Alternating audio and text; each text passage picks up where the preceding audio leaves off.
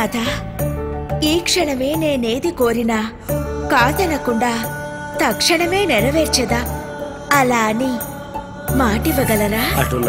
ఇటు చూడండి. భూలోకంలో ఎవరో అందగాడి చిత్రం ప్రదర్శించబడుతున్నది. మనం తక్షణమే చలనచిత్రాన్ని నిర్మిస్తున్నాం అంతే. ఆ చలనచిత్ర వ్యవహారాలన్నీ నీవే చూడుము. ఆపోయా, ఇంకా డైరెక్టర్ రాలేదు, కెమెరా రాలేదు, యాక్షన్ చెప్పలేదు, అప్పుడే క్యారెక్టర్లు ఇన్వాల్వ్ అయిపోయాడే. మరి ఎందుకు ఆలస్యం స్వామి? వెంటనే ప్రయత్నం ప్రారంభించదము. మేము ఒక చలనచిత్రం నిర్మిస్తున్నాము. మీరు చలనచిత్రం తీస్తున్నారా?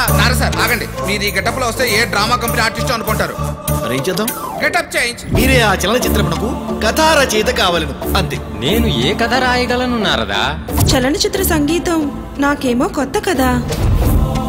నారద మునిందుల వలె ఉన్నారు. అవునయ్యా. ఏమిటి వేషం? భూలోకంలో ఈ అతిలోక సుందరి అందానికే పెద్ద పరీక్ష ఎదురు కాబోతోంది.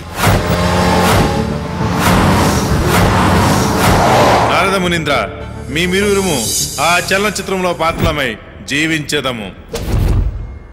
ఏమి చలనచిత్ర సంచలనము? చూడండి యమధర్మరాజా, భూలోకమున లక్ష్మీనారాయణులు మనకు తెలియకుండా ఎంత గ్రంథం నడుపుతున్నారో. ఏమి నారద, భూలోకమునకు వచ్చి మేము పగటి వేషాలు వేయవలనా? ఈ చిత్రం యొక్క నృత్య దర్శకత్వ బాధ్యతలు తమరు చేపట్టాలని నా మనవి. మీ శివయ్య కూడా వాళ్లతో చేతులు కలిపి శివతాండవం చేస్తాడు. అట్లనా?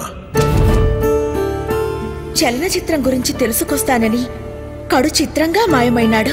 మన నారదుడు చూసి రమ్మన్న కాల్చొచ్చే రకం. బ్రహ్మలోకమున పుట్టిన ఈ పిట్ట కథయే భూలోకమున పెద్ద హిట్ కథ కాగలదు. లెస్స పలికితివి నారద, అవశ్యము వచ్చను.